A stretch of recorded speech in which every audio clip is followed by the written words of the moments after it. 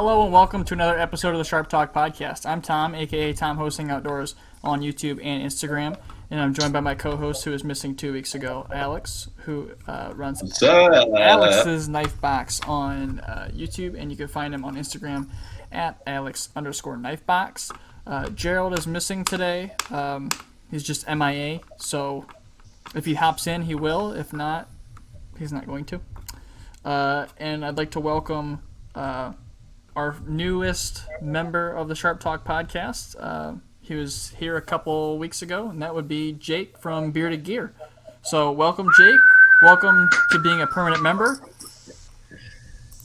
So we wanted to add a new member to the podcast because obviously, like, I have some new responsibilities. I may be in and out sometimes, and then same, like Gerald today. So having four of us is always good. Steve's always with us. He's always welcome to join the podcast. He's still an official member in some way whenever he wants to hop in and stop by. But you guys all have seen Jake, and Jake's been doing a killer job on YouTube. He's been taking it very seriously, and we feel that Jake is a good bridge between me and Gerald and Tom. He just fits right in, like, with what he buys and what he likes and what he likes to do. So it's no surprise. I think he's going to make an awesome addition to the podcast, and I'm really happy to have him. I think we all are. And I know when I spoke to Gerald about it, he was excited as well. And he said that he thought it was a good idea as well. He was going to bring it up. So we're all happy to have Jake. So, thanks, guys. I'm stoked to be here. I'm pumped about it. Sweet. I can't really say it much better than Alex did. He pretty much covered everything I was going to say there. Damn it, Alex. Yeah. Oh, well. I'm just excited. I'm excited to have a permanent fourth member again, and I think Jake's going to fit in really well here. And again, guys, I know everybody loves Steve. There's no replacing Steve. We're not replacing Steve. I would dare try to replace Steve. Yeah, Steve is irreplaceable, and he's always welcome as a permanent cast member to join in whenever he wants. So I hope you guys don't think of it that way. But we're glad to have Jake along, and I think you guys will enjoy him just as much as we do. All right. Let's kick it off. So what's everybody carrying today? We'll start with our new guy. Me? Fresh all meat. Right. I'm only carrying one knife at the moment. I've just been home all day. But That's this good. is Prototype, Niche Designs. This is the Ingress. I just met with Nick, the creator, maker, designer of this knife last night to pick it up from him, and ended up hanging out with him in a parking lot for like a half hour, just chatting it up. It's a really different, interesting, cool new knife. It's on Kickstarter right now, so it's making its rounds. I think he even mentioned, Alex, you're in line to get one to check out, if I'm not mistaken. Yeah. He's a really nice guy. Super cool dude. Yeah. So I'm spending a week with this one, but I just opened it up last night, so I'm carrying it today, trying to get a feel for it, and it's really cool. I really, really like I checked out his Kickstart campaign, and I really liked where he was going with it. Like, you look at the knife and you understand it right away. Like, you understand everything about it by just looking at it. It's basically a really nice, beefy, somewhat thin ground, utility knife is what I would call it. Yeah, one of the first things out of his mouth as he handed it to me was like, this is a box cutter. This is designed for the people whose EDC tasks are paper, tape, cardboard, like most people realistically are using their knives for. And as soon as he said that, it was like, oh, okay. Like, that kind of out there design of it didn't really come through to me as being for anything particular other than just being different. But then as soon as he said that and I put it in hand, I was like, oh, that's phenomenal for that role. Like, that totally makes sense. So yeah, it's stupid slicey. I've cut a little bit with it today, and it'll go through those soft to medium density materials like crazy. That's cool. I didn't even know he was local to us at all. I just talked to him on Instagram or something. But I think I reached out to him just to tell him, like, what I thought that was actually a pretty neat idea that he came up with. My personal critique, the only critique that I have to the knife, which is not performance related whatsoever, is really just the milling on the side. I don't know. I think the pattern could have been done a little bit differently. But it's texture. I get it. It works for grip. But yeah, I wonder if eventually he could offer options that have this pattern and others that don't. Because I think a lot of the design on this one will be polarizing because it's super different. But I will say, in hand, everything clicks a lot more than it did seeing it in photos. So you'll see when you get it. But looks like its Spidey flicks pretty good too. Oh yeah, middle finger is the way to go on this one. Yeah, very nice. That's really, really cool. And when is that Kickstop campaign supposed to kick off? I think mid-July. Mid-July. Okay. Like it's already open, it's started, but I think it ends in mid-July. And when I checked this morning, it was already over like 10 grand. I think he's like a fifth of the way there. Yeah, very cool. Well, you guys out there, keep an eye out for that. That's a pretty interesting knife, and especially if you guys are like into something that's gonna, really like actually perform like a cutter. I mean, if it's not all about the aesthetics, the price, the bling, I think that thing looks like a pretty awesome tool right there. Absolutely. And comfortable. What do you got, Tom? Well, it's the same thing I've been carrying for probably about 2 weeks now, and that's the K390 PM2. Been putting a lot of use on that, prepping for the next video of an in-depth steel. That's going to be K390. It's between this and one of the new knives I got. So I got two of them in K390 now to run against each other, and just been enjoying this one after I modded it a little bit to make it more, carryable for me. So it's been about 6 months since you've done a video, so it's probably going to be like we're almost due, right? I just looked today. It's been 19 days. 19 days, okay. And I've got 2 up today already. So. Actually, I think I'm behind you, man. I haven't been doing videos at all. I've slacked. I did that Spyderco Meerkat video. I don't know if you guys saw that. I watched that one. Yeah, that was great. Yeah, but like that whole like editing, clipping, this, that shit's so much time. It's ridiculous what the smallest little task, how much time it can take you just to clip and edit and move stuff around. So we'll see. I think on some videos I'll do that, and some videos I'll go back to some tabletop. But yeah, I'm getting ready to do my 1,000 subscriber giveaway. Probably like 140, I think, or 135 people away. So we're going to do a giveaway at 1,000 subs. So if you guys are listening out there and you're not subscribed to my channel, better get on it. Now's the time. Well, shit. Don't forget the bearded gear. You mean that I have to sub now? Yeah. Now with Tom's channel, like don't worry about that one, because that one, like literally, if you check it out next year, you'll probably see a couple videos uploaded, and you'll be able to catch up real quick. All that matters is that I upload more often than Steve. But look at it, Steve's subs. Listen, I don't have Steve's personality. That's okay. And his one video equals like 10 of yours because they're like 3 hours long. His entertainment factor too. Yeah. Yeah. It is true. So that's cool. All right. K390 it is.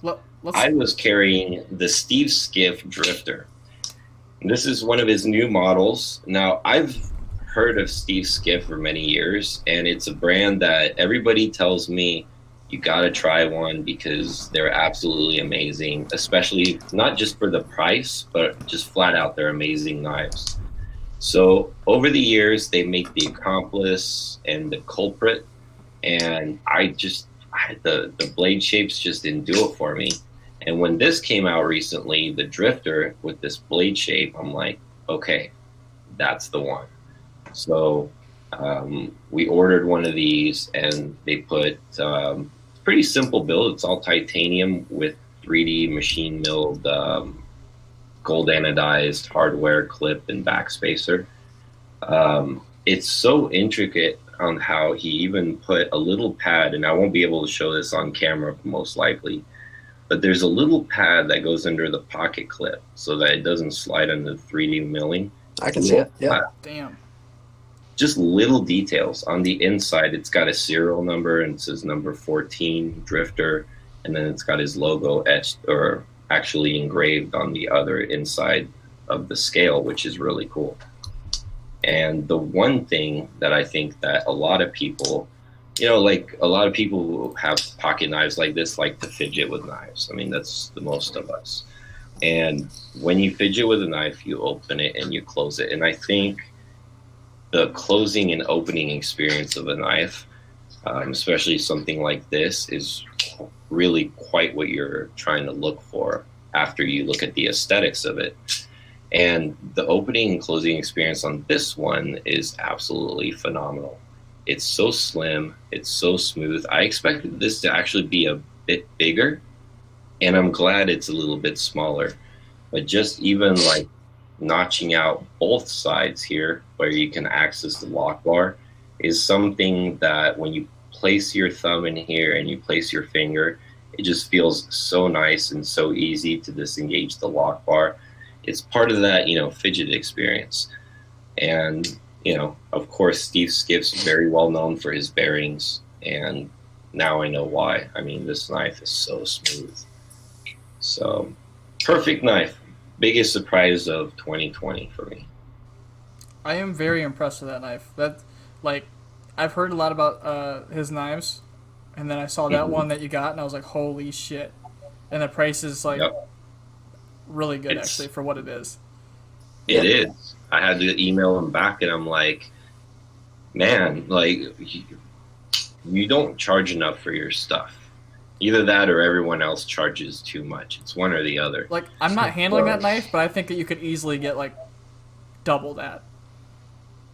Wow. If we're going off other maker prices. I mean, here's another one. I have a buddy that's a big Spectre fan who asked me to compare this to a Spectre because size-wise, they're both CNC knives. They're both kind of like high-quality, CNC pieces. And honestly, and I know I would get crucified for saying this, but I honestly think that this is a better knife, period.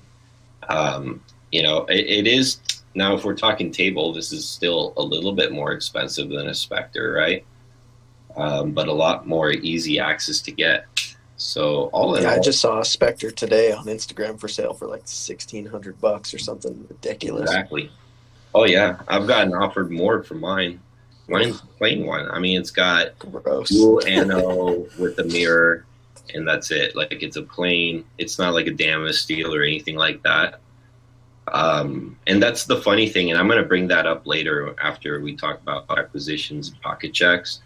But that's something I want to bring up later about the overhyped knives and the craziness that's going on right now. So yeah. So I think, Alex, you and I have one of the same new acquisitions. I know Gerald had the same one as well. Is it the? Oh. It is the Blur. Oh, I did. There it is. The M4 Blur. Yes, I haven't swapped my pocket clip yet. Me neither. You can see I haven't carried it yet. Yeah. So this is cool, man. I like this thing. What do you think, Tom? So I'm gonna be honest. The Blur, I don't like Kershaw knives for the most part, but the Blur has to be my favorite model from them. I don't like assisted knives or anything. It's just a really good overall size and profile and everything. It's comfortable. And when they were running these in M4 for $75, it's how can you say no to that? Right. Did you see the one that Jurassic Blades reground into a Bowie? No. No, we did not. Check it out. It's dope. It's so good. Now, it is a little bit on the softer side for M4, but I mean, it was $75. Right. It was. I think they were running the 60 to 62. So my brother just loaned me the Sprint Run M390 carbon fiber bare knuckle. Nice. Oh yeah. I still have to do my first impressions on it, but these were what, $115? I'd have to double check. But this thing, the fit and finish isn't ZT level. There's like a couple of small voids in the carbon and stuff. But for Kershaw's sprint runs lately, I feel like they're actually kind of like They're kind of cool. they're getting it. They're crushing it. They're doing Yeah. actual good materials, and it's exciting enough that they're selling out quick. And I mean, kudos to them. I think they're catching on a little bit to that. The market responds well to those. And I this think is the nicest Kershaw I've ever handled. I think the most genius thing that they're doing right now too is how they deliver you this really like special email that you're the only one that got that email, letting you know that this knife is coming out in the sprint run, and it's $149.95, but you can get it for $74.99, right? Because they cropped out the 150 or whatever, and then they put the price right. And then, so you got this special edition limited run. If you get on this email right now, you can have one. It works, man. I mean, if I saw this at Blade HQ, I don't know if I would have actually bought it. But because, Kershaw reached out, gave me this email, and I think, like, wow, oh, cool, an M4 Blur. Like, now, truth be told, I have another Blur. I like these knives, but if it was at Blade HQ and I was skimming by, would I have bought this? That's the question. It's funny Would you have? I didn't even know that this was. I didn't even know they were doing sprint runs until I had a sub DM me on Instagram, like, "Hey, are you getting in on this?" And I'm like, "Wait, what? Like they have an M4 Blur?" And he's like, "Yeah, I just bought 2 of them." And I was like, "Are you shitting me?" So I went and looked, and he talked me. G talked me into it. I was like, hey, man, I don't know if I need another knife right now, especially another one in M4. I've already got the Freak that's reground. But at what price? He's like, listen, if you buy it, you'll be able to sell it easily for what you paid for it. And I'm like, God damn it, Might as well Gerald. check it out. He always says that. Yeah. He's right. I think after like tax and shipping, I paid like $84 for it. But like, I didn't even know. I was looking on Blade forums, and they've done different runs already before. They did an S30V leak. They did that bare knuckle. I think this was the 3rd. Oh yeah, they're genius. Wasn't the leak bright yellow though? That email system is genius. It was bright yellow Cerakote with a random task S30V blade on it. I thought it was a warning too. Yeah, that was the old random task. What was like a different blade? That's what they called it. Yeah. It's the first time they've had that blade shape out in a long time, and it's genius that they're only releasing it on their site, and then they can mark down their MSRP so it looks like you're getting such a good deal. That's what I'm saying, man. It's good for them. They're killing beautiful the way they do it. So yeah. What else you got new, Tom? So ZT's flopping, but Kershaw's thriving right now. Yeah. I have a new. You guys are gonna kill me. It's my first true custom. It's not a folder. It's a shark from Alex Steingraber. That's cool. He was our guest on the last podcast. This is in K390. Taro Tough scales on it with black Corby bolts. He did a good job on the sheath on it as well. It's got like this little, I think it's called an ulti clip. Utility clip. I'm not a huge fan of it. I'm going to replace it with soft loops. BJ suggested those to me. I keep seeing that knife pop up. People are saying real good things about it. It's awesome. It's ground so thin. It's like 10 thousandths behind the edge. I think I actually measured it at like 11. But he's got like, I like his logo. I don't know, it's kind of going to be really hard to see on the camera. He's got a really nice logo, and then the K390 is actually marked along the spine of the blade. Oh, right. Oh, that's cool. And everything's like rounded off really nice. It was really comfortable. I beat on this thing the first day I got it on some real hard, like dried out wood that we had, and it didn't even blink. Like no rolls, no chips. It's like just as sharp as it came. So I'm excited to run that against the PM2 that I know is softer.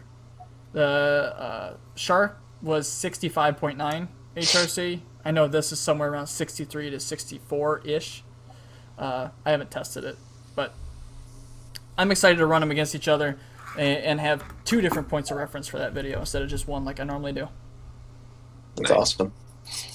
I did want to answer a question from a viewer earlier. Namaste asked if I got on his books for the Sasquatch, which is a different model of his in Rex 121. Those were like 70 HRC, I think, is what they're 70 to 71. And the answer to that is no, I did not.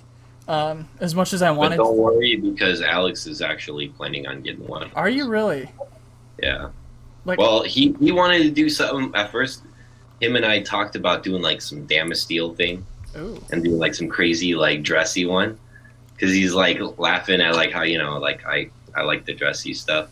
I'm like, that ain't a bad idea. I'll buy it if you do it. And then when he told me Rex, I'm like, you could keep the Damasteel. Especially if it's Rex 121. So I've been meaning. I keep forgetting. I gotta reach out to him about that. So thanks for reminding me. As much as I wanted one, I just couldn't swing it right now. I mean, I don't know what the final price was. He said somewhere around 350 was his mark he was shooting for. It's not crazy for that. No, absolutely not. Especially for a custom. Yep. But I'm going on a vacation next month, and I'm trying to save up as much for that vacation as possible. So I know that if I hit him up down the road, and if I want to have one made, I'm sure he'll hook me up. But for the time being, I do not have one. Sweet. So that's everything I got new. Just that shark and the blur. All right. So Tom, I think Jake is gonna outdo me on how long it's gonna take to go over all the new stuff. Jesus I can go Christ. rapid fire. That's my most in the Alright. past year, I think, 2. For one episode? 2's pretty good for you. Yeah, I'm pretty happy with that. I think 2's pretty good for you. All right, Jake, go. Me first? Yeah, go for it, man. All right. I'm going to not show loaners. I'm going to only show stuff that's mine. Okay. That's actually mine, because otherwise it like doubles. And I think I've got like 9 that are just mine. So in the last, realistically, 2 weeks, I got the Giant Mouse Ace Grand, Okay. which I was ready to not like because I've never actually had a positive giant mouse experience before, and this thing is dope. It's actually like really, really impressing me. Okay. I got to open finally my ZT 308, which was a birthday Okay. gift. I had to wait for my birthday to open it, and this one's wearing an Adam Purvis titanium clip. I actually bought it from him, which was cool. I got it for less than retail with the titanium clip on it, so I was pumped about that. Cool. And then I've got my Hogue Deca, which I think I told you guys I was swapping the clip and messed it up, and so I sent it to Hogue with the MXG deep carry clip, and they replaced the helicoil spring thing, and then swapped the clip onto it for me, so it came back with this clip on it. I'm almost ready to do my full review on that. So they took care of that then, Yeah. right? Yeah, they took care of it. That's what I figured they would do. I have the now infamous Spyderco Danger Pickle, aka the Bombshell, and this knife has shocked me. I love carrying and using it, even though I thought it was just kind of going to be a little bit of a novelty knife. It's actually really fantastic in my opinion. I got the Finch Tycoona. This is one of their newer models. Yeah. Not the newest, but they just came out with 2 in the last month basically. So I've got the Tycoona, and then I also got the 1929, which is a little bolster lock Barlow pattern, but it's on bearings, 154 cm, and a really, really cool little blade. They actually sent me 2 of these, one for me and one that's in my 1K giveaway I just posted the other day. Wow, that's cool. Yeah, super, super nice of them. Quiet Carry sent a fixed blade for that too. And I've got the TRM Atom. I already had the Neutron, and I'd been wanting an Atom for a while. I got this one in OD Canvas Micarta, and it's actually got heat anodized hardware that the last owner did, but you can't unscrew the thumb studs. So he sent it back to TRM with the thumb studs anodized, and they press fit them back in. So to my knowledge, this is the only one with anodized thumb studs on it, which is cool. Dope. That's very cool. Yeah, and then I've got we talked about this last time I was on, the Mini Freak Dash 1 carbon fiber S90V Mini Freak. This knife really, really impressed me. I had already kind of fallen in love with the Super Freak a little bit, so I really wanted to try that out. And then last but definitely not least is the ProTech Malibu Reverse Tanto. Ooh. This one is Gucci. I love this knife, and I was really lucky. I reached out to ProTech for this knife. They didn't give it to me. I still bought it from them, but they were able to get me one early so that I could review it, and they actually gave me knife number 2. So it's numbered. That's cool. And yeah, so it's Very cool. there's no way it's going to show, but I got production run number 1, knife number 2, which is crazy cool. So that's everything that's mine. I've got as many as I just showed you in loaners that are here right now, but yeah, those are all my new knives. Very nice. I'm jealous of that Malibu. That's one that I'm super interested in. It's a cool knife. I'm going to be doing a head-to-head between it and the Benchmade 940 Ooh. because I think a few people have already made that comparison, but I think it really deserves to be done. I've got a S30V, just kind of base 940 that I've got for a review right now that's loaned to me. And they're both reverse tanto. They're both aluminum handle scales. This one's obviously way better blade steel, but they're similar in profile, dimensions, weight, all of that. And I can, spoiler alert, I like this more than a 940, but there's going to be a whole video about comparing the two, so that'll be up soon. Yeah, ProTech makes a nice button lock. Yeah. That's cool. Well, I have a few new acquisitions myself. So I'll start off with a few. You guys already saw this skiff, and we already showed the M4 Blur. This one is actually a knife that I've had since 2017, and it's an Old Dominion Knife Works custom Chupacabra. Very unique name.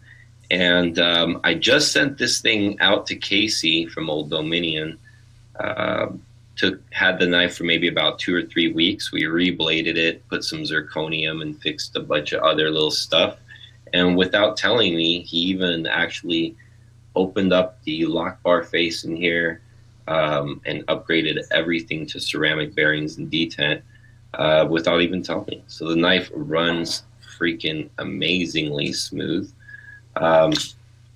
Really snappy, just a beautiful knife, and put a nice Damasteel blade on it. It's awesome. Yeah. This was actually the first custom I ever built choosing my own materials. This was actually where it all started. What kind of finish does he have going on in that bolster? This? Yeah. This is actually superconductor. Ooh. So superconductor is kind of like a copper type material that they use in electronics. It's got kind of like a magnetic type something or rather on it. That is I'm no cool. scientist. But yeah, they get them out of electronics, and then the back spacer is that superconductor material too. That's dope. Paul says he hates you, by the way. What's that? Paul says he hates you. Why? I don't know. Okay. He just says I hate Alex so much. I love you too, Paul. I love Paul. I don't remember if did I show the Culture Tech last You did. episode? I think it's fucking I did. sweet, though. Yeah. Well, we'll just show it one more time. He says he hates Your you for having all the fancy cool knives. sommelier knife. Yes, the Culture Tech Urs. Urs means knife in Russian. I'm glad they Someone could with get really a corkscrew creative in with it, that right? name. It's literally the knife. I'm glad they That's got creative with that. Yo, It's I can like see the my Ferrari LaFerrari. Yeah. hat in the reflection. That's dope. Yeah. Oh, yeah, there I yeah. am. Here, look at my tiny hands. Yes. Uh, Little tiny hands there. That's great. So yeah, this thing is a beautiful piece, compression lock, one of 100 pieces made. And this one's really recent, so this is number 39. So if you guys want one, you guys gotta get on that. Did I show the Medfords? I don't think so. I don't think I showed the Medfords. So my good buddy Dirk Werning from Dirk Werning's YouTube channel. Me and Dirk are super close now. We talk almost every day. And Dirk lent me a Micro Praetorian. Now, I know, guys, it's, for cutting performance and, tactical or whatever it may be, this is not a knife that does anything really all that well. but it's so freaking cool because it's micro and it's a Praetorian. It fit my And hands. it is a Tom-sized Praetorian tie. Hell yeah. So this one's got the S35VN steel upgrade, and it's got this really cool scale that's almost looks like, I want to say, like the top of Neptune. It almost looked like abalone or something to me. I thought it looked like clay. Well, it's got this beautiful golden blue finish and nice clip. Yeah, micro Praetorian tie Tonto. This thing is really, really fun. It's just a fun carry. And then I've always liked Praetorians. Unfortunately, the Praetorian I've had for years, I realized later when I decided I was going to try to strop up the edge that the blade was warped. So that knife I got to send out and get fixed, and I thought I'd order a replacement one and get it in full tie because my other one's in G10. Now here's the So- difference between us, Alex. That's how I bought my second Benchmade, was I had to send one out for warranty, so I was like, hey, I gotta get another one. You just do it with Medfords. So, I mean, so what we're gonna, I mean, the blade stock seems flat, right? yeah. But when you lay the edge flat, it's not flat, it's warped. So I don't know if it just warped up here or if it's just been grinded uneven. So what they're gonna do, it's a really crazy Vulcan blade in 3V. So what they're gonna do is they're gonna try to regrind just the bevel Mm-hmm. and see if they can straighten it out, and then they'll keep the Vulcan finish up on the flats, and then this will be kind of like a high satin finish. So it'll be a Vulcan satin That's finish. cool. Yeah, I think that'll look actually really cool. I'm So- actually just trying out my first Medford ever. I just did an unboxing on this that my buddy Kyle sent to me to check out. So it's a loaner, but it's the 187 DP, Oh yeah, Nice. and I don't Yeah, like I it know. one bit. It's definitely not my style, but it's different. I'll give it that. yeah. It's that's the ramp nose too. That's pretty cool. Yeah, this one was the DLT exclusive, I think, from what he said. I don't know. It's just way too thick and chunky, and it feels like I'm holding a cinder block instead of a knife. That's what a Medford is, man. You know, but then that's what makes this one so cool. Because look how Yeah. little it is. I It's mean, like a pair of free-sized Medford. here's the blur next to it. Look at the blur next Wow. to it. Makes the blur look giant. Right. I mean, it's really, really small. If you And- didn't know and that you was a don't have- micro Praetorian, you would think that the blur was just A massive. giant blur. Yeah. Right. Exactly. Yeah, because it is kind of scaled almost identical, just smaller. You know, it's kind of funny. So- I got a question for you, Alex, from Gaston Monescu. If he gets one Cultural Tech, what should it be? Ooh. So that depends on how much money you have, buddy. That really, really depends. Honestly, I think so. The first Culture Tech I bought myself was the Svarn 3. And if you can find yourself one of those, or you can reach out to Culture Tech, I think they're still making that. I think that's the best ultimate one. It's a washer knife that feels like it flows faster than a knife on bearings. It's really quite wild. And you get that same really cool mirror finish, because this is the finish that they do pretty much on all their blades. You can see Jake's face in it. Yes. So see, Jake gives you a thumbs up. Culture Tech's polish is A-OK. So, you know, like, I mean, if I could, I'd probably buy almost every model that they make, just because I really like the company. I like the whole, the really fine, unique pieces that, I mean, it has too many moving pieces. It's freaking heavy. I mean, it's not like a performance knife. It's just freaking cool and fancy, you know, like. And that's just weird. What? So that's just weird, the little corkscrew in the back. Dude, it's perfect, man. If I go out somewhere and I'm wearing a suit, I can carry this heavy Culture Tech with me, right? And if I need to slice cheese at the plate, what better blade to do it with than this, right? And then when, you know, they bring out the wine, you want to impress the guest, you know, like, oh no, put that thing away. Here, I got it right here, you know. I'm gonna one up you on that, Alex. Swiss or Victorinox makes a knife called the cheese knife that has exactly those two tools for like $30. You know what? Pull up the cheese knife right now. Pull it up. I want to see it. Hold up. Yeah, I want a Culture Tech real bad. Because I have more of like a Cobra Tech budget. And Well, you know different they things. make cheaper knives. They don't make everything. Do they? Yeah, they make a couple of knives that are sub 1,000. See, that's punching above my weight. I know. There you go.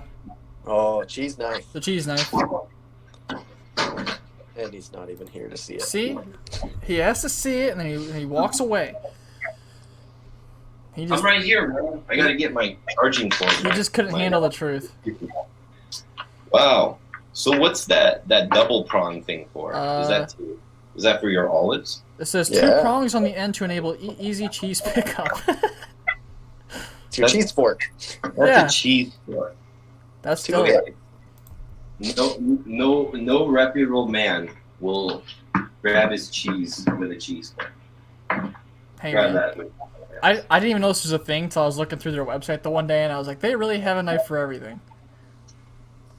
They sure do. And you still get your toothpick and tweezers, son of a bitch. Yeah, Well- my cheese knife is the ZT308. Yeah. that- That seems about right. So that knife looks pretty cool, man. The 308? Yeah, I do like it's, that. it's cool. It's gigantic. It's it looks huge. really big.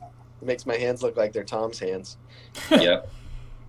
It's a beast of a knife, but it's actually ground better than I was expecting it to be. It's not like thin behind the edge, but it's like an appropriate EDC thickness. I don't know. It's different. I do like it. That's a good looking knife. If I ever need a knife that big. Yeah, I feel like You'll once I never get a need a fold knife that that big, I'm in fixed blade territory on what I should be using a knife that big for. So Right. it's harder to justify having that in your pocket, but Yeah. it's different and fun, and Uh, You're gonna knives can need be both- different and fun. You're gonna need both of your hands to hold onto that knife, Yes, Tom. that's a two-hander. That's definitely a two-hander. That's what she said. Yep, there it is. Oh, Gaston asks, how are those production Culture Techs, Alex? I don't know. I don't own one. Oh, okay. Well, no, actually, I take that back. Production Culture Tech? Alex is like, production? No, Peasant? no, wait. No, I don't own any of those.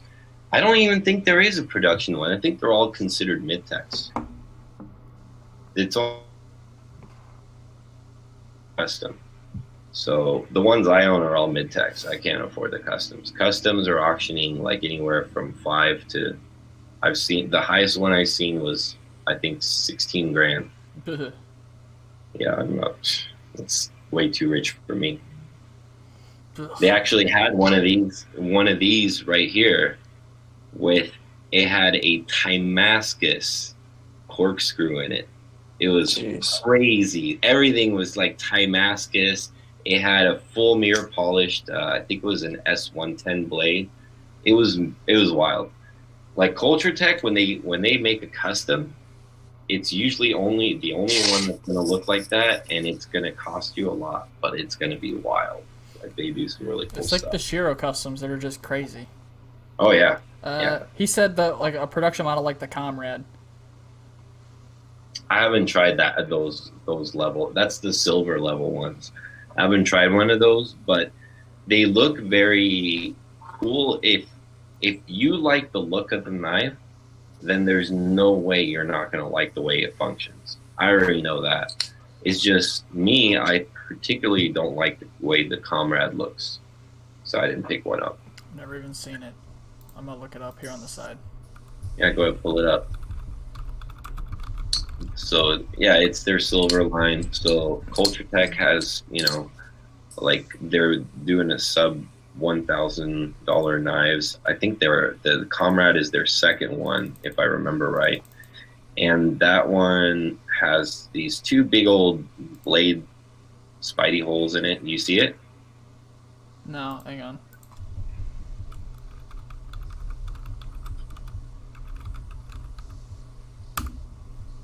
Yeah, but Culture Tech is definitely anything that they make is going to be high quality. They even give you the damn tool to take the knife apart. It comes in a wooden box I can't with pull it up for some reason. with wax paper on top of your certificate. Oh. I mean, this thing, like I said, like the presentation, Jim Skelton said it good too. Like the box that this thing came in Culture Tech logoed tissue paper all around the box. Talk about an unboxing experience. Like I almost recorded it, but I'm like, nah, I don't do unboxing videos. But just because the presentation was so awesome on that thing, so I'm looking at it on my phone. It looks good. I like the look of that. yeah. Yeah. Okay. How expensive is it? I think like $950. Yeah, it's a hard pass for me. Yeah. As much as I like the look of it. Too rich for my blood. Tell Alex to get his Russian knives while he can. We're doing Cold War Round 2 with Russia. I love how everybody thinks I'm a Russian knife collector. Like, I always have more American stuff on my table than anything else. So, like, right now, I'm on a mission on Instagram. I'm posting every cutting tool I have. I just want to see how many knives I own, right? So right now, we're 150. So that relates back to what Paul said earlier. He says you're posting more on Insta right now than the Kardashians. Yes. So I'm just trying to catalog everything that I own and put it on there just to get a count of how many knives I own. Because this is a question somebody asked me a while back, and I'm like, I have no idea. So I put a new knife every day. It's never the same knife, right? Yeah. Until they're all cataloged. And I want to say out of 150 that are cataloged right now, maybe 8 of them or 9 of them are Russian knives. You know what I noticed the other day? And I didn't even do this on purpose, so it was completely by accident. I don't own anything not U.S. made right now. Literally everything I own is U.S. made. That's good, man. It's pretty cool. Greg, I was like, wow, I must have a type. Greg Medford's going to be proud of you, man. He can be proud of me all he wants. I'm probably not going to buy one of his knives. Oh, man. He and me and Dirk's likes a lot, but like he's got some really intricate Medfords, like stuff that you'll never be able to find.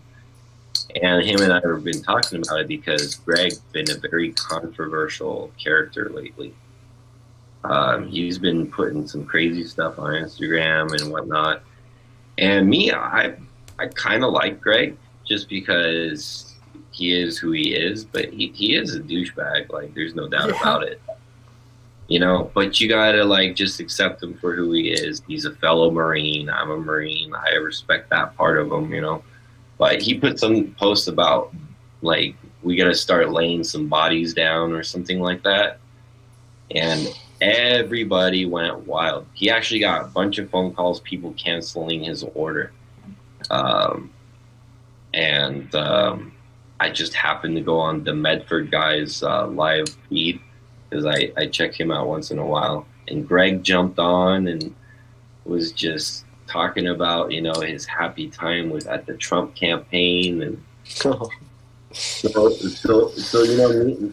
I don't actually I've never exchanged knives with any other knife reviewers except for Dirk. Like, me and Dirk do the back and forth, right? Mm-hmm. So now Dirk's got my knives. He's finished doing his videos on them. So he hit me up. He's like, so what do you want?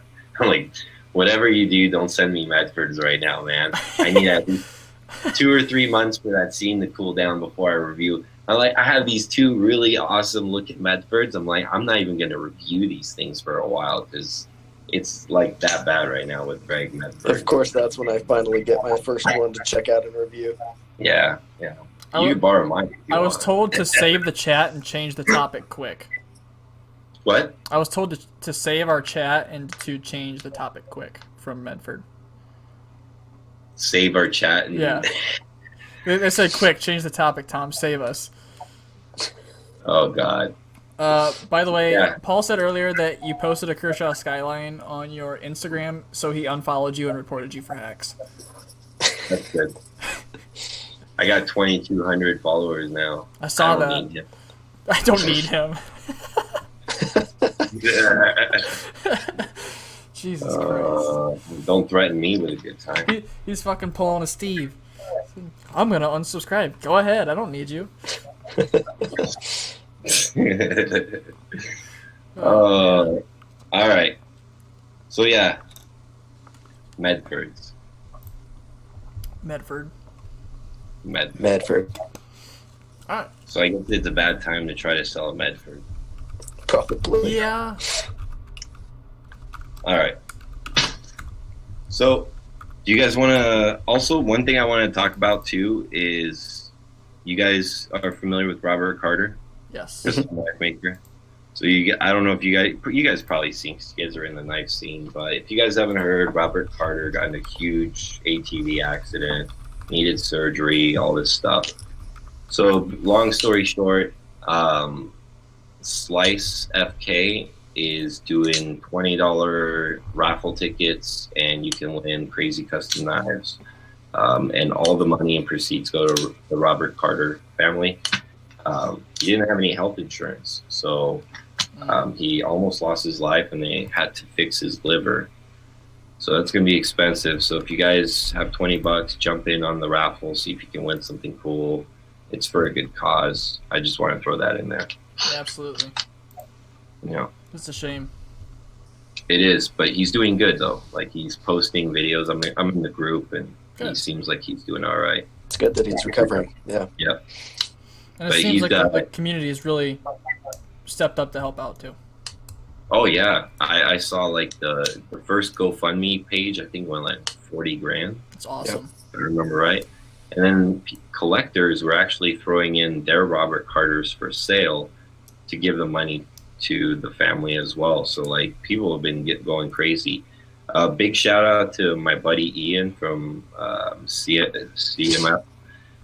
He actually took a couple of Robert Carter's F-16 models and helped refinish them. And he's not the only maker that's doing that. So somehow they've sourced a couple of Robert's blades, and they're selling them, and they're finishing them, assembling all the pieces and everything. It's kind of like a collab piece, which is really, really cool. So yeah, that's all on the Facebook groups. Good stuff. Gerald just texted me. He should be hopping on. Sweet. Sweet. He forgot today was Sunday. He's been working every day straight, no days off. So That makes Nice. sense. So I'm gonna have some issues pulling knives up for some reason. So my internet's fine for looking at us on here, but for some reason if I start something else on my other monitor, it's like, no, you don't have internet, when I totally have internet right now. All right. Sounds like an excuse. I'm just letting you Well, know. we got 1 hour left, Tom. I'm just letting you know. Actually, we have 55 minutes left, so let's make it a good one. All right, let's do it. All right. Oh, I did want to say one thing before we get into the next portion here. So I normally say this at the very end of the episode, and I feel like not a lot of people make it to the end of the episode, so we're gonna throw it in the middle. There is a brand new Sharp Talk Discord now. Link to that is in the Instagram bio for the Sharp Talk podcast. If you guys want to jump in there, you don't have to do anything other than just register, and you'll be in there, and you can talk to. There's like probably 15, 20 of us in there right now. So if you guys are listeners of the podcast, you want to talk to, I don't know, Alex isn't in there. I don't know, Jake might jump in there if that's your thing, Jake. I'm not sure. I'm a millennial. I can try it. Sweet. Gerald, I know for a fact, isn't in there, but I'm in there. Anytime anybody posts anything in there, I get a notification. So I don't know. I just thought it'd be fun for a bunch of the viewers to sit there and talk. Kind of like the Twitch chat, but it's permanent. You can join in at any time. That's cool. Just want to throw that in there. Sweet. All right. You guys want to talk about a couple knives? Yeah, let's do it. Yeah. So a couple knives. I had a list of a few, but if you can't pull them up, let's talk about a couple that probably everybody's pretty familiar with. Let's kick it off with the Osborne 9400 Auto. Yes. So I thought this was cool. You know, they came out with a 940 Auto. I'm not gonna buy one because I really have a need for one, but there's people out there that are going to want that, and I think that's a really nice, cool little slim knife to have as an auto. They put in your coin pocket and just roll around. Yeah, absolutely. Yeah. I haven't done my full review on the regular 940 yet. I'm about to. But I've spent a little over a week carrying this, at least for a little bit, every day and petting something with it. And I don't know. I'm not going to buy a regular 940 or the auto, but I will say I get why there's so much love around the platform. And I understand why there's a following for it. So I feel like it makes sense for Benchmade to have done. It's not a knife that I'm jonesing to get after myself. But oh, look at that. Tom was able to do it. I fixed it. So there it is. I'm the Sharp Talk IT department, so I had to fix it. Nice. So, you know what's interesting to me is that's a really interesting color that they picked for the back spacer. Oh, you mean the same one that's been on the 940 since it came out? the purple. Purple. Yeah. You know, it's like the Joker. But it's That's what's on this titanium, one. so you can anno it whatever color you want. The Joker. What's up, G? That one, what's up, man? What's up, Gerald? Good to have you, man. So we're just kicking off the knife to talk about, and this is actually the first one. The Oh, good. 9400. Go ahead and give us what you think. Look, maybe some people wanted it. I think largely it was a knife that no one asked for. I can't disagree with that. I think some people would want this, most definitely. It I makes don't sense. I don't know that many people who are really into Benchmade autos if they're into autos. Like, I know a lot of guys who are super into Microtex or super into Protex or Heretic Knife now or Guardian Tactical, but I feel like, I don't know, maybe there's a following out there that I'm just not that connected to who buys Benchmade autos, but I feel like most people who are into autos like and have multiple automatic knives, I don't see a lot of Benchmades happening in those collections. Benchmade has a habit of releasing autos that suck. Like they have like their stupid Axis lock release those are ones. dumb. Those are terrible. I hate it. Even the Infidel, I've handled a couple of Infidels. I don't like the and Infidel. I would buy most other OTFs before I'd buy one of those. But their But this one's button lock. yeah, their This button one's lock stuff perfect. is pretty solid. Yeah, their button locks are way good. It's I don't not think I've used one. it's not ProTech quality, but I mean it's good. I wouldn't complain with See, it. now the only ones that I've ever handled, like God, I can't remember the name of it. One of those button lock autos, and it was just absolutely horrible. Was it the AFO? Yeah, I think that was it. Yeah, I'm not a huge fan of the AFO either. Not because of the build quality or design. It just opened like it could barely open up, and for an auto, that was pretty bad. Yeah. But Yeah, you autos guys should remember? Do you guys remember the Kibosh? Mm-mm. I thought it was the Casbah. Benchmade Kibosh. Yeah, the Or Casbah.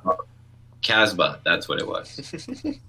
So that knife was a great auto Yeah. made by Benchmade. I had the HK version, and it was freaking awesome. It was one of the best button locks. D2 steel, but it cut well, it did everything good. So, I don't know. I think there's a market for that. I might be the only one thinking that here, but I thought it was Benchmade sells a lot of knives. I'm sure they'll sell them, but Oh yeah. It's definitely not for me. I think the best 940 is that titanium one I bought. I think that's going to be my keeper forever. Because before that, I had the 20 CV exclusive Going Gear one, the G10. It was a comfortable knife, and I said the same thing that Jake did, where I was like, I get it. It's a really cool knife, but I ended up selling it because I didn't really like it. So And then I'm the sorry. titanium one is perfect for me. That's like the so- ultimate 940. Yeah, that was best 940 ever for me. So while we're on the 940 thing. So you know the blue one that they're supposed to be coming out with the Dash 2002. The Yeah. G10. Those are going to be incredibly difficult to get. I don't know if you guys have seen. You probably haven't seen too many out in the wild, right? Mm-mm. No, only a few. I've seen Zach stuff has one, but he gets all like the Benchmade stuff. Right. I'm not sure I've seen another one out in the wild, honestly. And I was informed that my order probably would not be fulfilled for one because it depends on how much you order from Benchmade to qualify for one. You can't order as many as you want. You have to order. I forget what the amount of Benchmade it was, but it was astronomical to get one. It was. So how many are they actually going to make then? It's going to be very low. I can't see them being much more than 500 at the most. Like it was, I don't want to say the number on here, but it's stupid how much you have to place a qualifying order for to get one. It makes no sense because I was really excited to get one. I know that we And get what is it again besides blue G10, a black blade, and what steel was that one? 20 CV. So I mean, it's like not like it was anything crazy. Yeah. I just wanted all the variants. Just So- get a blue Protec Malibu reverse Warncliffe. You'll be happier. I mean, you're not wrong. I know that, but I wanted it to go along with the Dash 2001. And I was gonna grab the subsequent runs for this year, the other two that they were Make gonna a do. set. Yep, I wanted a set. So we'll see if I get one, but I don't think I'm going to at this point, which sucks. You have another new knife for us, Alex? Yeah. Next one I was going to bring up was going to be the Wingman EDC Spark. Oh, the tiny little one. The new Yeah. guy. Yeah, it's a small knife. Uh-oh, we might be back to problems. Yep. You guys can watch me play this sick game. So I haven't seen what does that one look like? So it's basically a nice, compact little knife. It features the kickstop from Lee Williams, and you can get it in either in all titanium or you can get it in titanium and copper handle. It's got a small Tonto profile. Looks like a drop point from the top, but it's a Tonto. And it's a collaboration between Wingman and something, I forget his first name. Jonah Iglesias, I think. Sounds right.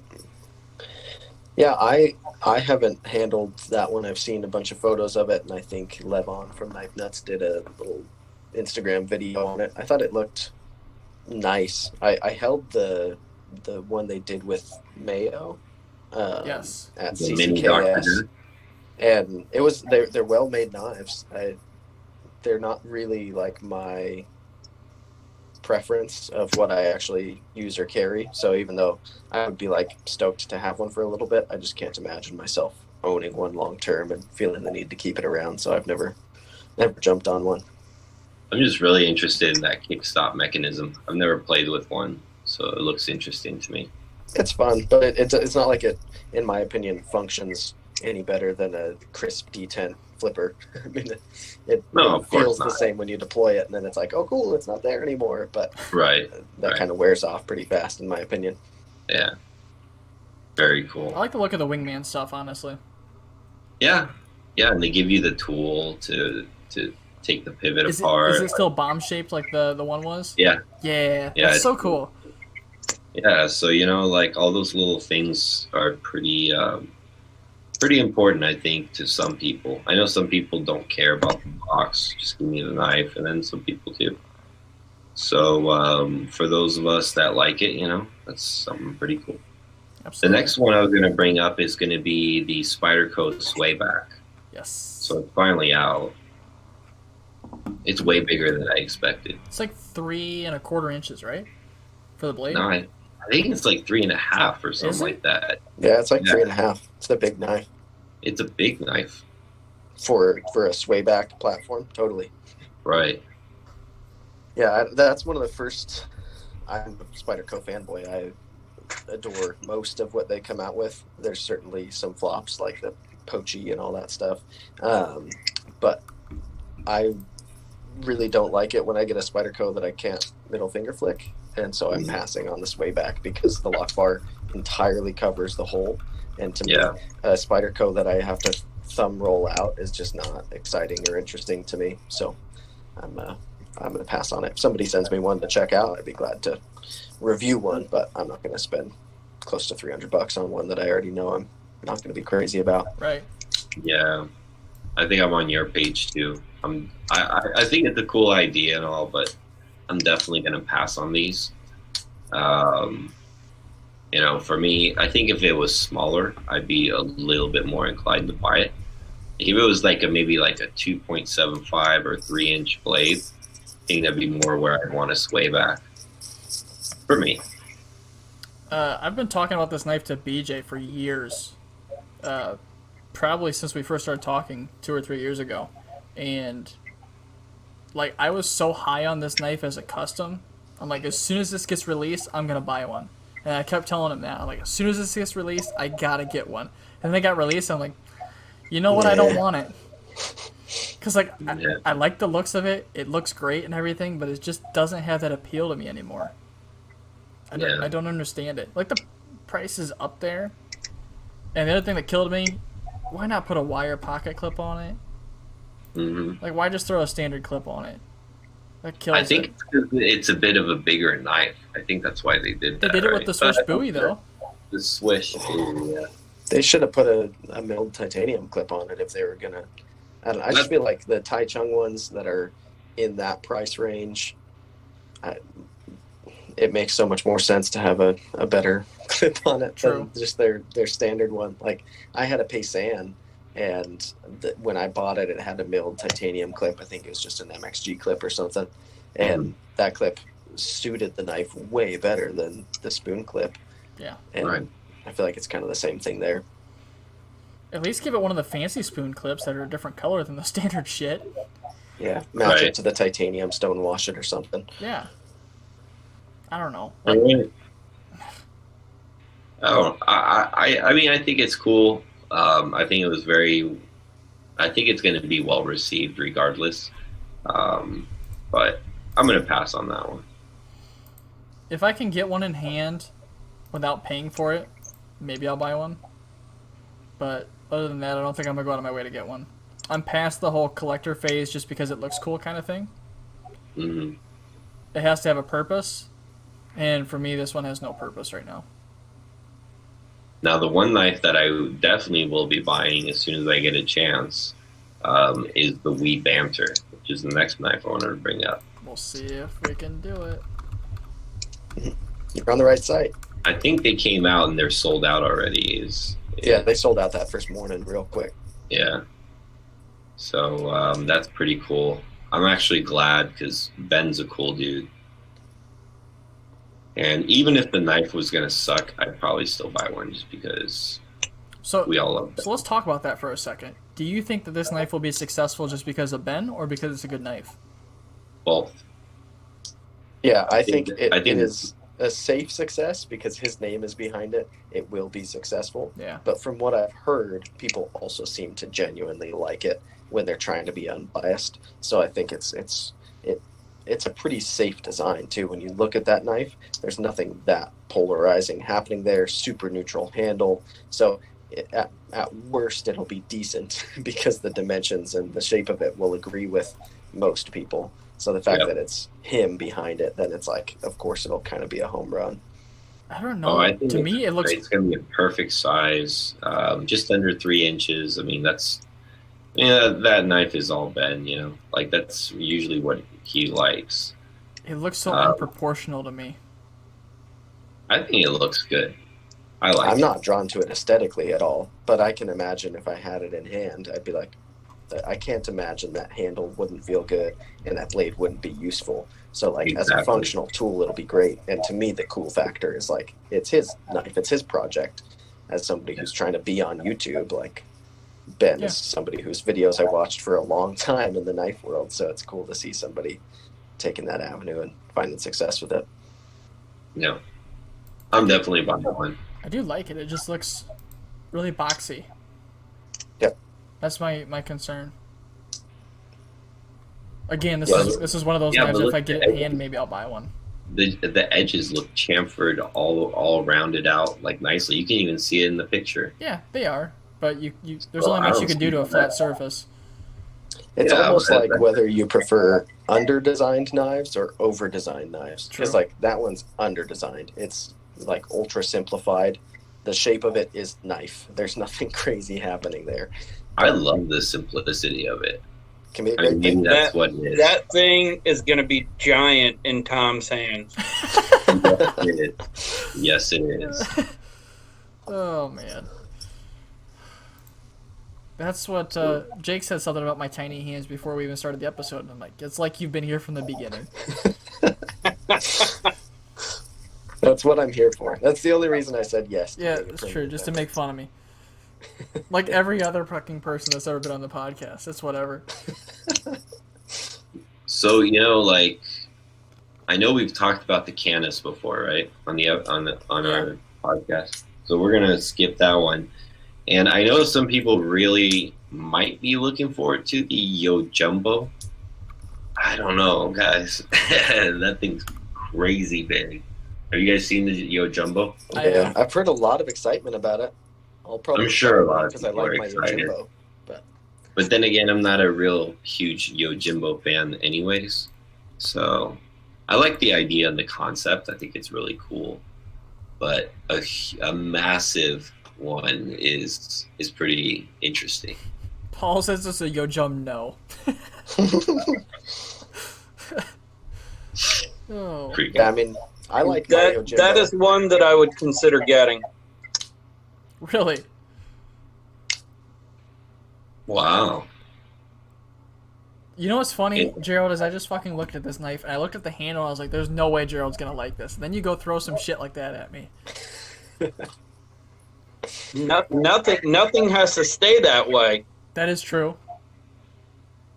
That is true. I would take this little stupid hump out, Oh yeah, make that straight right there, and then it might be good.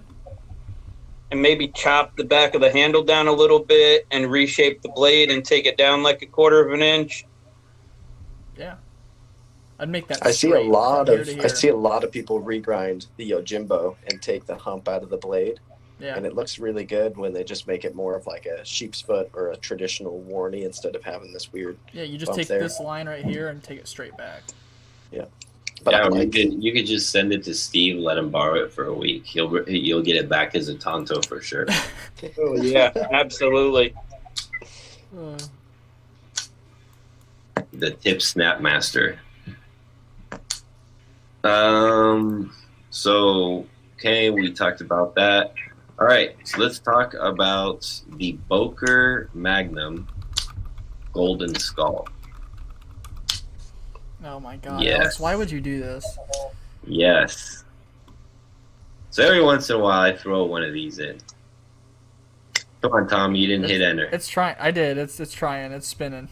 There it oh is. goodness, There you go, Gerald. That is all you right there. That is. I'll buy one. Wow. I think we all need to buy one. hold on, give me 30 seconds. I'm gonna be right back. That is. I'm not convinced that isn't Attack Force. Yeah. Now, what's funny is that this is Boker. I know. That's Yeah. what I'm saying. I'm pretty sure it's just a rebranded Tac Force. Yeah. I have never seen Boker do anything like that before. Like, They have That- that mermaid knife. True. oh, that's true. That's true. That is true. Yeah. They also did that really cheap heater version, ugly looking thing. Oh yeah, I remember that.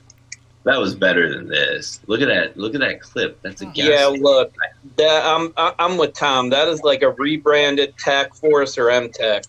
Yeah, for sure. That clip screams that. Look at that lock bar. It's hilarious. Ugh. So, speaking of stupid bokers, did you guys see the Desert Warrior? No, I did not buy a Desert Warrior. Did you see it, though? Yes. That actually became a big hit. Yes. Oh, there we go. Look, Jake got one. How do you like that, Boker? I was just talking about that. It's the cheater. It's The like cheater. the Boker heater. Dude, I want to get one of those just so I could stick it in the tree. Oh yeah, I've done it. Ow. Oh. The flipper tab bites you if you try to use the thumb stud. Oh, It's man. so bad. But the ergos are surprisingly like excellent with these 4 finger grooves. It's the stupidest knife ever. But when these came out, me and a bunch of dudes that I'm in a group chat with all bought them at the same time because they were like under $20. And it was in the middle of the whole, there was a big movement against heater at the time. And so we just Yeah. thought it was hilarious. That's so funny. Movement against heater. There's a one-man army on Instagram for that. The Yep. DDR Knives of China Yeah. or whatever. Yeah. Yeah. Yeah, that guy's funny. Super funny, It's a man. hilarious page. Yeah, he just goes all over, what is it, DDR and heater And Lucky 13. and Lucky 13. That's the other Yep. one. No, I gotta buy one of those because I want to review one of those. Do it. I But just do it got to. totally seriously, like deadpan, just Yeah. as if it's a real review. Yes. I gotta reenact that whole scene. Wear the douchebag hat. Yeah. Take yours. Take yours and stick it in a tree. All right, now for Boker, I have another one that I thought was actually pretty cool, Tom. Okay, we'll see if the internet holds out here. I'm trying to load it on the side. Okay. Go ahead. I got The Beowulf? I got the Desert Warrior up finally. Oh, well, if you want to talk about the Desert Warrior, Nah, let's talk. It's fine. I'm over it. Okay, so the Beowulf. Oh, It's a little fixed blade. Beowulf. It's a little fixed blade that they made that I thought looked pretty cool. How do you spell Beowulf for that? I think it's Beowulf. I think it's ULF. I got it. Isn't Beowulf that movie that was like all CGI and Angelina Jolie was like a dragon in it or something? Yes, Beowulf is a Viking character. Wow. So I thought that thing looked pretty rad as a little backup fixie. It It's does look pretty, interesting. but it's pretty good looking. What steel is it in? I can't see. N690. And That's not 690. bad. It's good stuff. Is So, it made in Italy? chances are, Yes. from the way it looks, I would say China. If it's N690, it almost has to be though. It could. Well, click on the thing, Tom. Blade HQ will tell you. It doesn't say yet. $125. Go to show all specs. It should say country Yeah, of origin at the bottom of show all specs. Now, isn't China. some of the N690 stuff made in Germany also? Yes. Because remember, it's German steel. Bowler. see, Namaste it is made said of- Gerald got a camera upgrade, looking good. What? Yeah. He said you got a camera upgrade. Actually, it's a downgrade. It's I'm surprised it's that clear. It's an upgrade for us. But for an N690, 3-inch blade, little fixed blade, I think that's pretty cool for $120. I like it. So good job, Boker. Did you guys know that GP Knives has an exclusive Bradford Guardian? I saw that. The I did 3V not. ones, right? 3V and white G10. Yeah, they look dope. Like Stormtrooper Guardians. Those are kind of cool. Gerald needs a pug cam. So we need you to have a separate account, Gerald, but it needs to be just on your dog. All right. Do you have any more, Alex? The last two that I wanted to talk about were the Finch. Okay. I got one. It's a ZT. Well, Oh, that new ZT that no one asked for. The 707. Whoops. because Jake's got those Finches. Yeah, I own all three. We'll see if it'll work. What'd you guys, before it loads, because it might take a minute, what do you guys think of the new ZT? The 0707? Yep. I don't think it fits in that family, man. I own the 777. You mean the one I that's can talk basically big now. this knife? I could talk big because I have the 777 Damascus. You're It a does big not shot belong now. to the 777 family. You're a ZT expert now. I I'm think a that ZT connoisseur. Yes. the 707 is literally like almost just this sprint bare knuckle. Kind of, yeah. It's, I mean, I that one's think a the bare fair knuckle. lock, sure, I but think the bare knuckle is a better resemblance. Yeah. I agree. Like the bare knuckle, I'm like totally a 777. Even when you put them next to each other, the overall the size code of the bare knuckle is the quadruple 7. That's literally what their numerical code is for it. But when you put the 777 next to the quadruple 7, they're almost the same length. They're almost the same size knife. Right. Mine just has one It's- more 7, so it's actually better than yours. The bare knuckle is supposed to be a slimmed down Natrix. Yeah. Right. The full size slimmed down, but I'm with Alex. I think it's pretty close to that ZT. Yeah. Oh, big time. I mean, yeah, like you put the blade shapes next to each other. I don't know Look, about that new 0707 personally. Instead of the ZT they just released, that Sprint Run bare knuckle and carbon fiber and M390, they should have made that a new ZT. That'd be cool, actually. Right? Because they finish knives better than their Kershaws, right? Yeah. Yeah. The So if only you took a bare knuckle the only and issues gave with that. the treatment, right? Yeah, the carbon that Kershaw did on that one has a couple of voids, and the action isn't quite as buttery as it would be if it was a ZT. So if ZT made that knife, same materials, just finished it a little better, then it would be more compelling to me than their new 707, which has a double detent to make it not sensitive to lock pressure, but then makes it not drop shut. It's like I don't think they're fixing a problem that's a real problem. That is the only Yeah, I thing don't that think so I was either. interested in with this knife was the detent. I wanted to try it. I want to handle it, I should say. I'm not going to buy one. I want to handle it.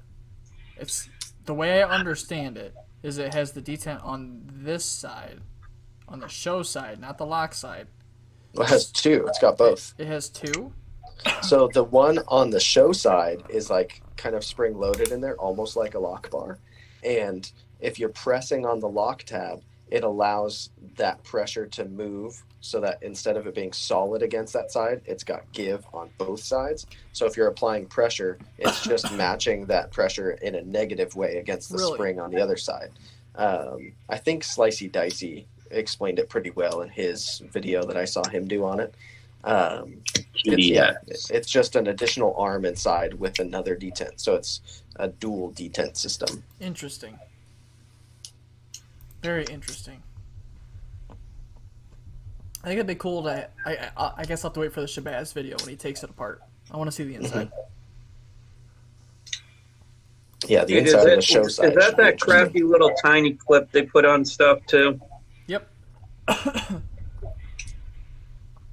Honestly, I like the look of it, but I know it's a ZT. It's too skinny for me. Yeah, it's real slender. If they just kind of scrunched it down a little bit and made it like a 3.25 inch blade and kept all the other dimensions the same and just chopped the handle and the blade a little bit, I think I'd be a lot more intrigued. But I'd like to try one out. A lot of ZTs I get in hand, I'm like, oh, it's actually a really good knife. I think people people pick them apart a little more than they do other brands, just Yeah. because we're used to Absolutely. seeing some bad stuff come from them lately. Look, I don't think their build quality or anything like that is horrible. They seriously need to work on their heat treat, though. For sure. Yeah. I don't know. I think they need to work on their designs too. Well, yeah, with what they come out with lately, that too. I mean, the ZTs years ago, like those ones that I've been buying, the ones from way back in the day, those knives are so awesome.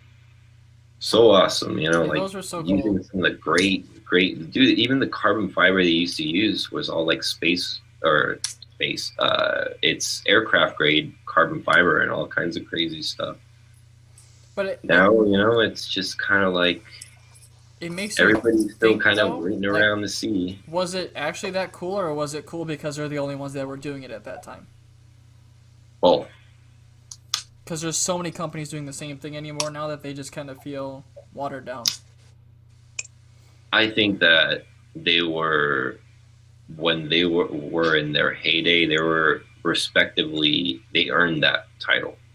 Yeah. Those knives that they made were so intricate. They were so well finished. You know, the action thing. I mean, the drop shut thing. Dude, those 777s are old, man. That's like a 2012 knife, and it drops. You know, like this custom does right here.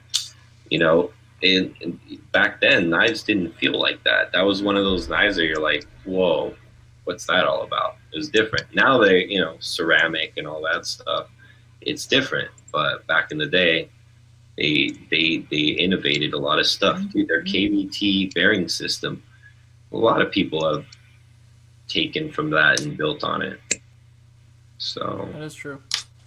it's just their designs are not, they're not speaking to me anymore. I don't want to be a jerk and, you know, say they're flat out ugly. I know some people like it. The one that Jake showed earlier, the 308, that one I kind of like the way it looks. This I don't like. This is too slender and skinny for me. The flipper tab doesn't really speak to me.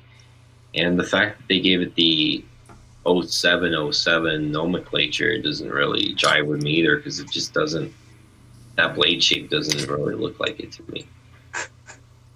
It's supposed to be more like a sheep's foot with like a nice steep tip that kind of angles down more to the very end. This thing doesn't have that tip.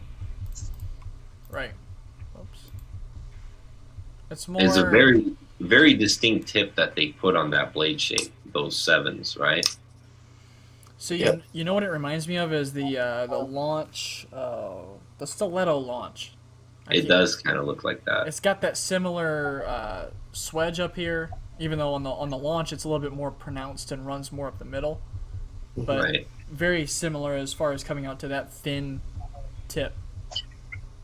And why are they putting vents on the side of the knife? Like, why? Why are those there? Is that, Because they can. is that Some of the Kershaws have those now too. Speed I know. holes. it's like, you know, like when fast cars need air ducts to cool down the brakes. Are the bearings going to overheat on this thing or what? They might. What's you funny got it is in the on- flipper too. They did the Yeah, 609, which had that that just see-through allowed more- pivot. Doesn't that allow more crap closer to the pivot? Oh Probably. yeah, but yeah, they did that 609, which was I think a Les George design, and that had the see-through pivot. I had that knife. I actually really liked that ZT, but it seems like because there was kind of some hype around having that feature, like a portal through the knife, the way that they were able to do that without just using Les George's pivot, which they could only use on his knife. Was it is RJ to Martin? now. I Yeah, think you're right. RJ Martin. Yeah, sorry, Les George. I don't know yet, but my bad. But yeah, having this now is like their way to have a hole in the knife without copying somebody else, but it doesn't serve any functional purpose. Right. Yeah. But even that pivot collar doesn't look nice. Like, they would have been better off if they put that pivot collar, just left it clean instead of like that milled out little whatever that they got going on there. Yeah, that's true. Yeah. If they kept Hey, it look, like that, It almost looks like they just slapped a washer behind the pivot screw. Right? Kinda. It does. You're absolutely right, Gerald. It absolutely does. I mean, it looks cheap.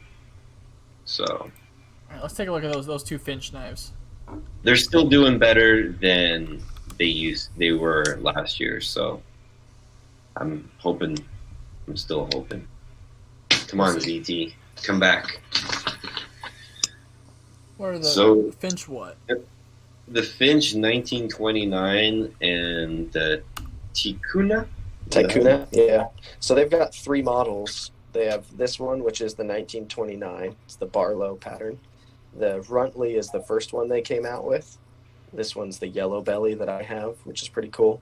And then the Tycoona is their other newer one. As you can see, they're all little guys. The 1929 and the Runtley are both the smallest. They're like probably the 2 smallest knives in my collection, actually. I carry them a lot as secondaries.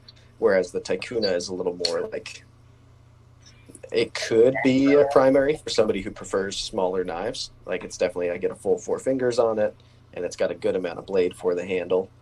But they're all really cool. Best Tech is making them. And I've had great quality out of every one that I've gotten.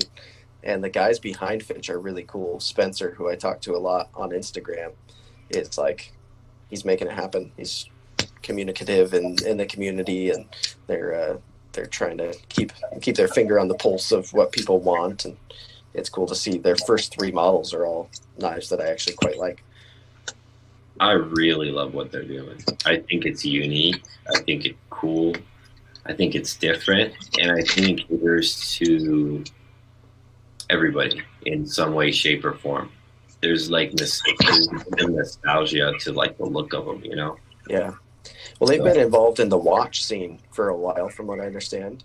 I forget the name of their watch company. That's embarrassing. But they have a watch company as well. And so I like that they didn't try to do like both products from the same brand, that they made Finch its own standalone brand, and that's the knives.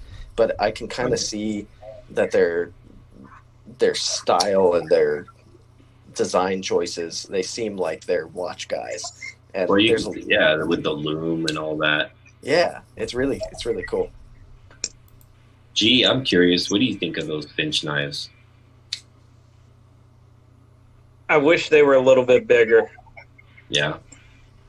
Yeah, they're all small. That's for sure. I don't have anything against them. I just don't tend to use small stuff like that. Yeah. Now, do all 3 of these knives have the sapphire loom? No, so the 1929, the crest is just like this, like machined with like black paint set into it. So it's like all metallic, which is really cool. But the Tycoona and the Runtley both have the glow in the dark logos, which glow material makes me mad a lot of the time. I hate when it's like, it looks like JG10. It's like a little bit greenish a lot of the time. But these just look like perfectly white, silvery, like set in, I don't know. They don't look like glow material until you like hold them to a light, put them in the dark. So they're not just inherently like that awkward green color. So it's pretty well done. So is he coming out with another run of the Runtleys? Yeah, there's actually more colors now too. I was looking on the site. He's doing like a red one. River's Edge Cutlery just did an exclusive, so they've got orange with black blade, which is kind of cool. I like that dark green one. Yeah. That looks good. Yeah, the dark green looks good on the Tycoona, and I think they're doing it on the Runtley. I never ever do this, but this knife I could definitely see myself buying in the ghost green. The JG10? Yeah. See, I kind of like don't that too. I love that on that knife. I think that's pretty much what I do. I really like the blue. And even the flat out smoky gray looks good too. Yeah, when I talked to him when I first got the Runtley, he said when they designed the knife, the color they designed it in was yellow, which I thought was kind of rad. Oh. I just got the yellow because I've never owned a yellow knife until this one. It seemed like a fun something to try. Right. But yeah, these, with it being so small too, I don't mind it being like a tiny little pop of color in my carry. It's just fun. They're quirky, fidgety flippers on bearings, and they're like cool kind of traditional patterns, and they're doing something different, and they're doing it well. Very cool. Yeah, I missed out on the Runtley. I was looking for one of those. I found a black G10 one, but I really wanted the Jade one. Yeah, So, I think they've got more on the way. So, but it looks like we're looking on the site with Tom right now that it says it's coming soon, right? Mm-hmm. Yeah. So he's probably got more coming. So very cool. I'm curious about that bolster lock system on that new one. The 1929. Yeah, so I think it's an all steel frame. It probably says on the site. I should know more about the specs of these. I'm in the process of reviewing it, but it's this one's the Cocobolo.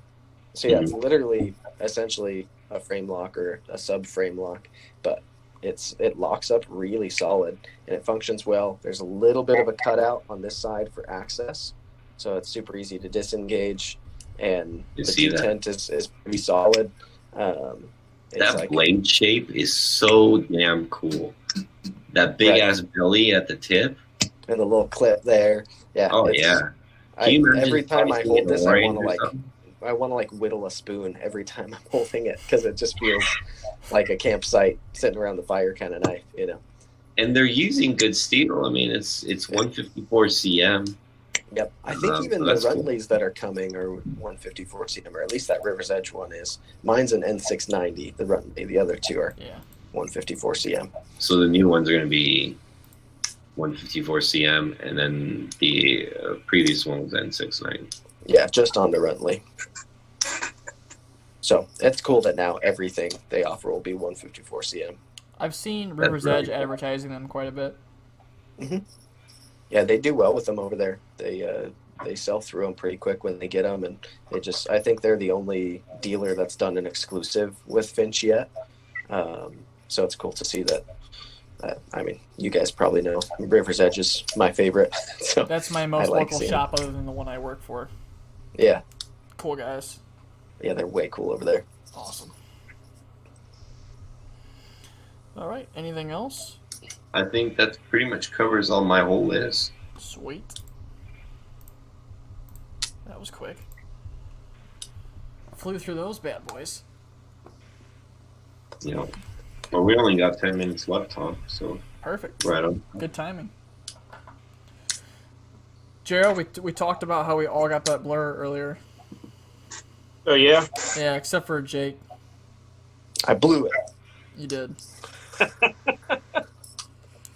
Sorry, that was actually the minute or the hidden requirement to be our fourth on the podcast. So you're actually gonna get kicked after this episode. I'm banished. Sorry. Uh-oh. You had to get one of those. You got the wrong Kershaw Sprint. That was our hidden test. I'm sorry. He went for M390. Ew. And it's not even mine. That's my brother's knife. I'm just borrowing. Oh, okay. Well, you redeemed yourself a little bit. What'd you think of yours, Gerald? I mean, it's a blur. They could have done a way better job sharpening it, though. Yeah, I'm not thrilled with the sharpening on mine either. Because they're not... The blade geometry on them is actually halfway decent. I haven't measured It's under mine. 20 thousandths, but the secondary bevel on one side of mine is like 2 sheets of paper thin, and on the other side, I mean, it's super wide. Really? Yeah. Mine's like perfect on both sides, but it's just not that sharp. But, I mean, I can fix that. I'm not too concerned. We had one tested already. What did it come out to? What was it? 61.5, I think? Yeah. Yeah. Ooh, now that I'm inspecting mine a little bit more, there's a ding on the inside corner of the scale that looks like somebody dropped it on the ground. I was like, yeah, fuck it, and just threw it back together. Still good. It's whatever. You can't see it unless you're looking on the inside of the knife, but oh well. It'll be a user eventually. Maybe after I get through the K390. You've been using your Shark a bunch, Gerald? Actually, no. Me neither, other than my first date with it. I have tried to, but with what I'm doing at work, I just very little chance to cut anything. Yep. I'm with you. I don't use my knives quite as much at work as what I used to. It's kind of disappointing. I had a day the other day where I got to open like 15 boxes. I'm like, son of a bitch, this is a good day. It used to be like 40.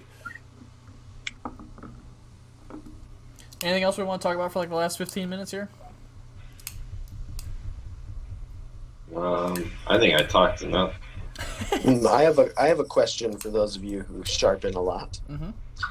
So I am right now. I just sharpen with a Lansky, like a poor boy, and I am going to be buying soon, within probably a few weeks, either a KME or a Wicked Edge. Wicked Edge. I feel like Gerald sharpens on a KME though. I sharpen. I do. So, from what I've seen coming into this with limited information, the KME, it seems to have much better options for stepping it up on the stones, Correct. like on what will go on that system. Yep. Whereas the Wicked The Edge Wicked seems to Edge is be more precise, though. it seems to be the more That's user friendly. The Wicked Edge, the way it functions, you can like be Well, good that- at it without any practice. Yeah. Plus, you know, you don't have this little flimsy rod with one stone like you're doing with two stones. Mm-hmm. So I think the Wicked Edge is superior, far superior. Okay. Jake, I have a whole video on that. I've had both. Oh, do you? I do. If I had to start over, I would probably get the TS Prof or the name escapes me right now. I think I know which one you're talking about. I can't keep think of seeing it. that TS The Prof one. It Hapstone. looks bonkers. The Hapstone's One of those two would have been my choice over the KME. I've heard that the TS Profs are tough to get though, because they're out of Russia, and you have to like order them straight from them, from what I've seen, and I don't know how And they're easy that would be pricey. to get. But yeah, I don't know. I'll watch your videos. That'll be my homework. I actually think that's what Culture Tech uses to sharpen their knives. I'll kind of give you Yeah, like but- a quick, I guess, my opinion on both. The KME was awesome. I felt like I got better edges on the KME, personally. For some reason, I'm not sure why. Maybe it's because I wasn't as experienced at that point with sharpening in general, so maybe I just thought they were sharper. But I like all the stone options that you have on the KME. You're kind of limited on the Wicked Edge with basically what they make. Right. Or you can buy the blanks and like have like full size stones cut to fit that, but it's a pain in the ass. Like that's a lot of work and a lot of money. Yeah, I'm not going to do that. No, I wouldn't either. Where I found the Wicked Edge to be very nice is like something that you've already sharpened before on the Wicked Edge. You can throw it back on there and adjust each individual arm for that angle. Whereas for me personally, I had some issues on the KME when you go to reclamp. If it's not clamped perfectly, like it was before, it's hard to match those angles. Completely. See, I don't have that problem at all. But I'm also like I'm somewhere around 3,000 sharpenings on the KME. So Jeez. I don't know how many I've got on the Wicked Edge, but it's not quite that much, but it's a lot. I don't like the limited options on the stones for the Wicked Edge, Yeah, I agree. because at least on the KME you can get the Hapstone universal stone holder, and then anything that's cut for the Edge Pro works on the KME also, Oh, I didn't know that. which means any of the CBN stones, any of the resin bonded diamond, any of the diamond water stones, all that. And that lack of stone options on the Wicked Edge is why I'm trying to slowly transition to freehand. Like I'm Gotcha. still using Wicked Edge for like my tests, because that just makes more sense to be more repeatable, and I don't know, I'm just more consistent with that right now. But if I'm just using a knife for a work knife, it gets sharpened freehand, and that's why I bought those two Veneve stones. Okay. And the stones are pricey for a Wicked Edge. So it sounds like Jake never got his answer. I'm still just as lost Hey, as before. it just depends on what you're looking for. Yeah, I gotta figure it out because I don't intend to start doing steel tests like you guys do.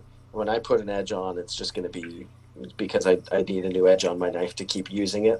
I'm not like intentionally going through edges to test or anything like that. Yeah.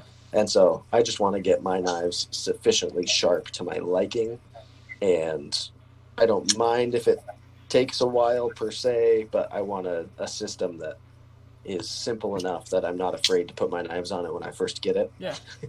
And I feel like both of those systems being guided, it takes a lot of the stress out of it. But The other thing yeah.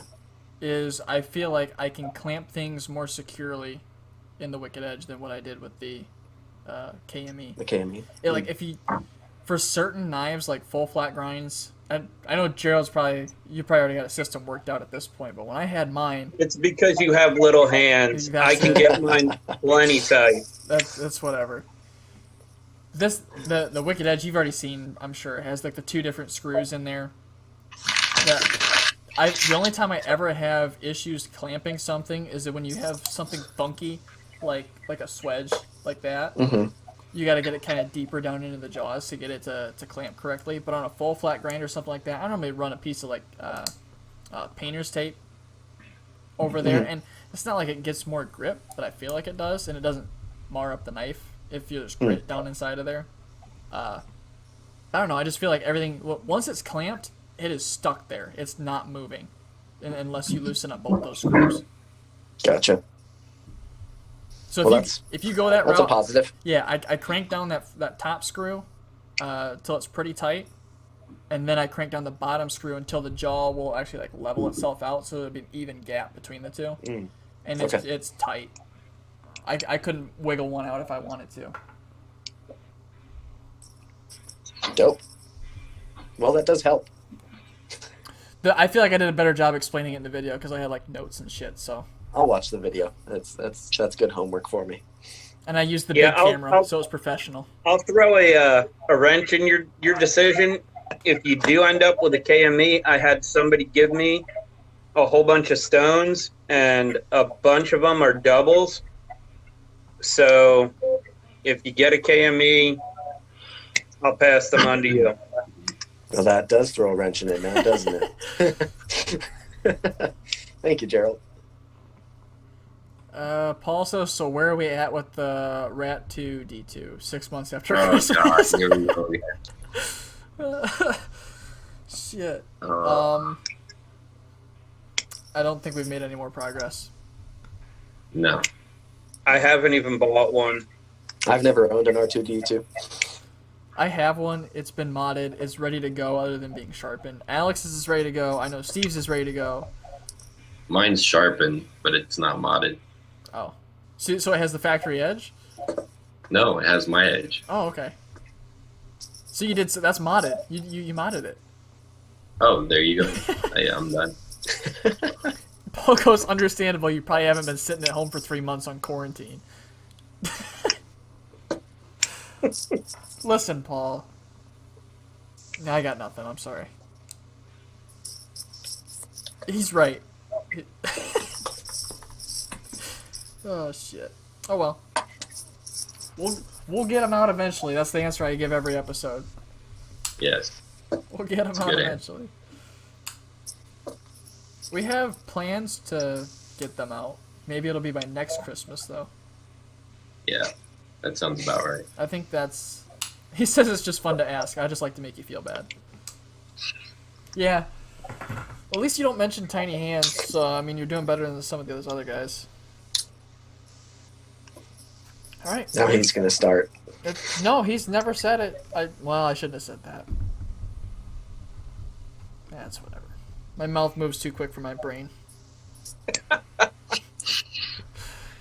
All right, boys. I think Well, at least you guys didn't make fun of my tiny hands. Oh shit. Yep. Fuck. All right, guys.